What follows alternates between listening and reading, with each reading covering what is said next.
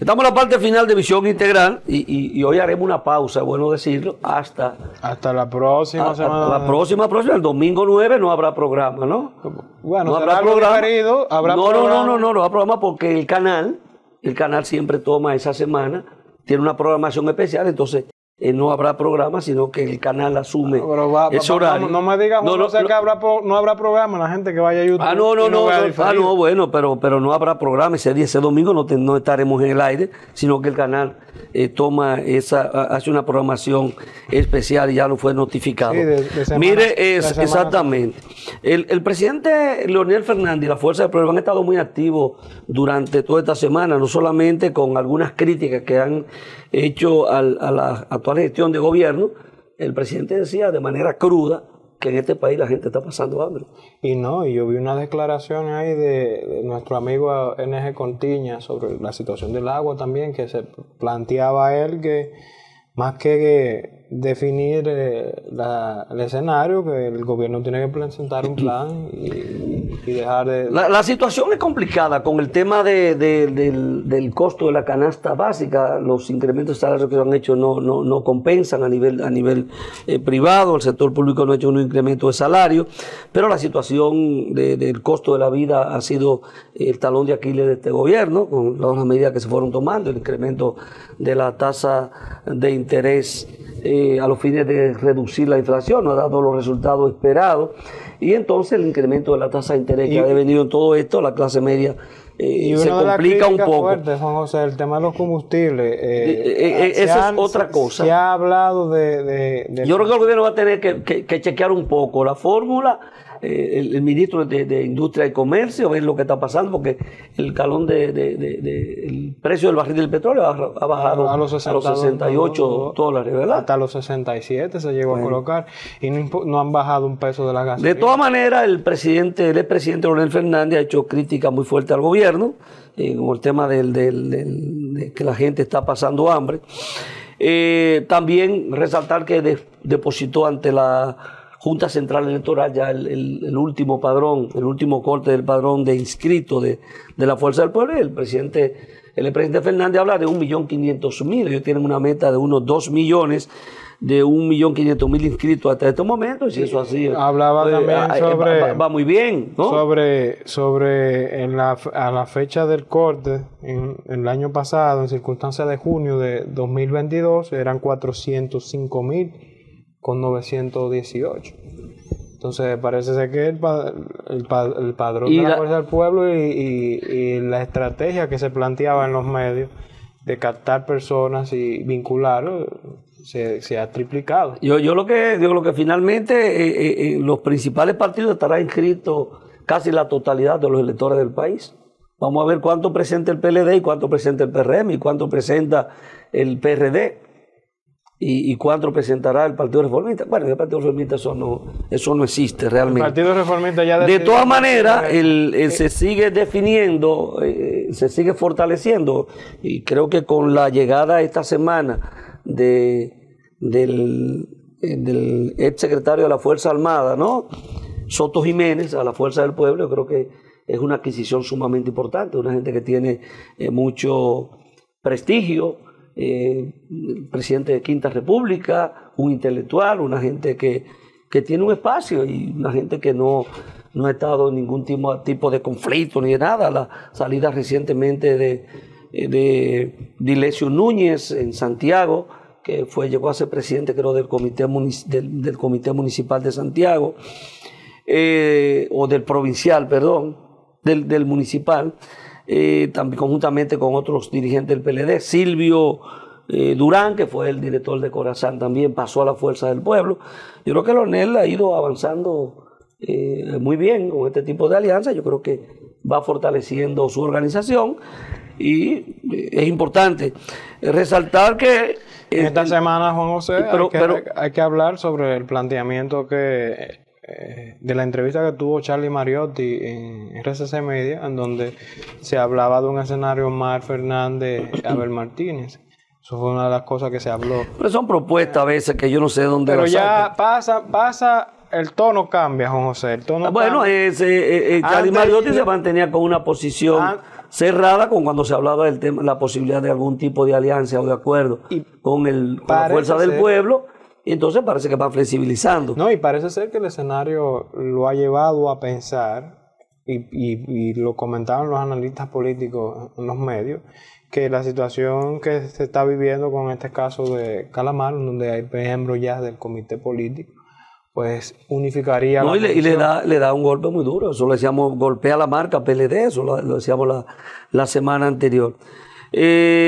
También el PLD, la Fuerza del Pueblo estuvo muy activa con el tema de la convocatoria a su comité central a los fines de tomar las decisiones pertinentes de las modalidades de elección, porque hay un plazo hasta el día 14 de abril para que todos los partidos políticos depositen en la Junta cuál será la modalidad de elección para los candidatos a los diferentes cargos electivos. Entonces cada partido ya el PLD lo hizo. Padrón cerrado. Sí, padrón cerrado, pero con otras modalidades que pueden ser asambleas, encuestas, son diferentes modalidades hasta ahora. Y consulta para los fines de que la gente pues le diera pleno poder a la dirección del partido para las negociaciones, los acuerdos, las alianzas. Y eso tuvo, en eso está mismo el PRM, que también ya ha dicho por padrón cerrado. Que un padrón cerrado, que algunos querían, como Guido Gómez y creo que Alburquerque, que estaban planteando que fuera un padrón abierto, que tenían mayores posibilidades. Parece que se van con padrón cerrado. Y el PLD ya lo decidió, entonces ya lo que son los partidos principales, los que tienen la mayoría del electorado, y entonces creo que ya se van definiendo. No, ya el escenario político, Juan José, están definidos, y eso será así. Ojalá, y ahí hay que hacer un llamado que lo hablábamos en el bloque anterior, que mantenga la presión baje un poco. Pero estas elecciones van a ser más conflictivas. Porque están en medio de situaciones y todo esto. Vamos a ver cómo se desarrollan los acontecimientos. Estas elecciones van a ser un poco más conflictivas que la anterior. Es muy probable. Es que la cadena de hechos que ha venido previo a las elecciones lo indican así. Recuerde, Juan José, que las elecciones pasadas se vieron violentadas por la situación que ocurrió con la Junta Central Electoral en la parte del conteo de los votos del sistema utilizado para las actas y la línea. Exacto. Y la línea eso desencadenó una cadena de protestas. No se va a presentar un caso como ese. Fue un escenario, no va a ser en esa magnitud, claro, pero tenemos ahora. Pero pueden ser elecciones bastante complicadas, ¿no? Pueden ser complicadas. Por eso creo que el PRM se mueve en querer fortalecerse. Fíjate que el PRM no tiene el escenario que se le presentó en el proceso pasado, no lo tendrá ahora. Ni lo va a tener el PLD.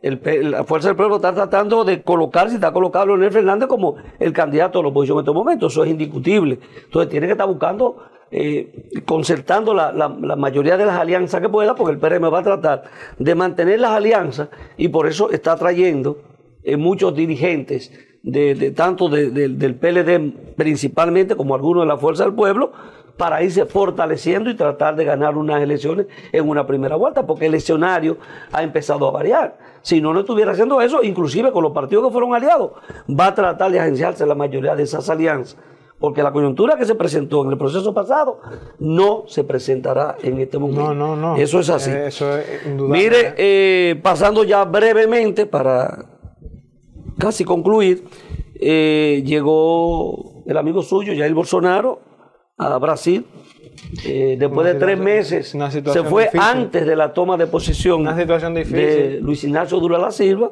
Se fue antes y entonces retornó 3 meses. Él pidió 6 meses que le extendieran la estadía, ¿verdad? Y parece que los Estados Unidos dijeron no. Y entonces llega en medio de una situación, eso genera tensión en Brasil. Fíjate cómo los autoridades, tú tienes todo el poder en la mano, por eso hay que tener cuidado. Porque él no tuvo el valor. De enfrentarla, no, de quedarse ahí, de aceptar una derrota y no conspirar como lo hizo. Porque fue una conspiración contra el gobierno. Fíjate que nunca reconoció el triunfo. Siempre fue un gran conspirador. En la primera vuelta y luego en la segunda vuelta. Todo lo que hizo y estaba desconociendo el proceso. Y se detuvo un llamado prácticamente a una sublevación por el poder que tiene el Tribunal Electoral en países como Brasil. Pero todavía ese escenario está vigente. ¿Tú sabes por qué? Bolsonaro tiene una capacidad de convocatoria a los sectores conservadores del Brasil. Claro, y el sector militar tiene mucho poder. Hay que manejarlo. Yo pienso que el escenario para Lula... Ahí tiene que ser inteligente. Sí, yo pienso que no es el momento de tomar decisiones de llevar ni siquiera a Bolsonaro a la justicia, porque saliendo... Hay que ver, tiene que responder algunos cargos ahí de lo que ocurrió a raíz de la juramentación de Lula con el asalto pero eso tiene que manejarse al Palacio de Gobierno, al Congreso de la República y a la Suprema Corte. Eso está ahí y él va a tener que responder en algún momento. En algún momento él va a tener que responder a las acusaciones que hay en su contra. Y recordemos, Juan José, que Bolsonaro sale como figura política por ser un mártir. Bolsonaro, luego que lo intentaron de asesinar, fue que su candidatura exponencialmente se puso en la palestra. Recordemos que lo intentaron de asesinar. Y ahí fue consolidó ese liderazgo, sobre todo en los sectores conservadores, con el discurso de que Dios... con la iglesia. De que Dios le había enviado. ¿Usted se acuerda de ese argumento? Lo había salvado. Bueno. Tenía una misión. Mire, es lo que tiene que tener ahora mismo el valor de enfrentar cualquier cosa que se le venga encima. Yo no sé si ahí va a haber y que él va a tener que enfrentar y va a tener que declarar algunas cosas ahí, porque él está implicado en todo lo que pasó. Y esas informaciones se tienen, ahí hay forma de comprobar su participación en todo lo que ocurrió en Brasil, que puso al país en una situación de inestabilidad muy difícil. Increíble. Y otra cosa que hay que comentar antes que se nos acabe el tiempo es la visita emblemática vamos a decir, del gobierno de Xi Jinping a su amigo y homólogo Vladimir Pero lo ha Putin. visitado en los últimos 10 años. Yo creo que lo va casi todos los años ya. Bueno, lo que se vio ahora fue una hermandad. Que ellos se dicen que son hermanos. No. El argumento es a una amistad incondicional. Eso pone un escenario geopolítico un poco difícil con lo que se está viviendo en Ucrania, sobre todo ahora que han comenzado a llegar equipamientos de última generación como los carros de combate, los tanques, conocidos popularmente. Ahí no se ve como una salida todavía de culminar a corto plazo y ni siquiera mediano la guerra. Parece que la guerra bueno, porque Putin está llamando a que haya un alto al fuego, ¿no? Detener el conflicto bélico para buscar una salida. Sí, pero sí dice, bueno, que en estos momentos... para reorganizarse. Bueno, por eso dice que en estos momentos sería con la idea de él poder reorganizarse. Sí. Y entonces, no, vamos a seguir el combate porque Ucrania sigue recibiendo el apoyo de los Estados Unidos y de varios países de Europa e inclusive de Asia ya también. O sea, armamentos, recursos, y ese conflicto, pues todos los días uno no sabe cuál es el beneficiado, si son los Estados Unidos, la industria bélica norteamericana, si se beneficia a Estados Unidos por el tema del combustible, que está haciendo grandes negocios. Gas natural. Entonces, todo eso tú dices, ¿a quién le conviene? Si Rusia quiere detener y si esa reunión va a servir como para buscar un acuerdo y que pueda ser apoyado por otros países y detener esa guerra en las mejores condiciones para ambos países en conflicto. Bueno, esa es la otra cosa. Zelensky esperaba que según lo que comentó Xi Jinping,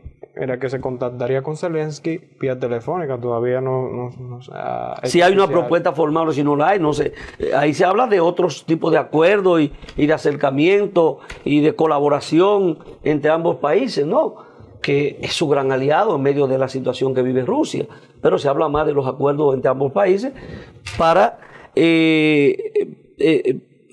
la concesión de un mundo multipolar. Ya no es los Estados Unidos, aquí hay otro polo. Aquí lo que está ocurriendo ahora no había ocurrido, dicen ellos, en los últimos 100 años. Entonces es una concesión diferente de un mundo que ya no es con la hegemonía, que se puede manejar con la hegemonía de Estados Unidos. Y entonces ahí es que está el asunto. Mira. Pero vamos a ver qué pasa. Ojalá que parte de ese encuentro, de de esa visita sirva para poner fin a este conflicto, porque finalmente ahí se están perdiendo vidas humanas y la cantidad de recursos que se invierten. Eso, la guerra es un desastre, porque reconstruir ese país no va a ser cosa fácil. ¿Sabrá Dios cuánto costará la reconstrucción de todo lo que se ha destruido y cuánto se han invertido en armamentos ahí, cuántas vidas humanas se han perdido? Vamos a hacer la pausa tragedia. hasta después del domingo 9. Bueno, vamos a descansar un poco. Bueno, llegamos al final de Visión Integral. Será pues hasta una próxima entrega. Nos veremos, Dios mediante. Tranquilidad, sereno, prudencia en esta Semana Mayor. Así es. Cuando nosotros retornemos, pues las estadísticas sean mínimas. Así es que nos reencontramos, si Dios lo permite.